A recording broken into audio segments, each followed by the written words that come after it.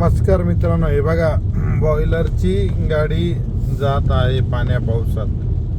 किती पावसात पक्षी आहे बघा. तर काय होत असेल याचा विचार करा तुम्ही. इतका पाऊस आहे जबरदस्त. या पावसात बॉयलरची गाडी जात आहे म्हणजे तो पक्षी किती आजारी पडत असेल आणि तोच आपण खायचा.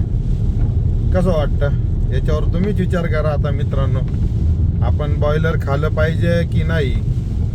गावठीची जी काळजी घेतली जाते, गावठी पक्षीची, गावरान पक्षी, त्याच्या तुलनेत बघा याचं किती बेकारी आहे. म्हणजे काय बोलावं आता याच्यावर.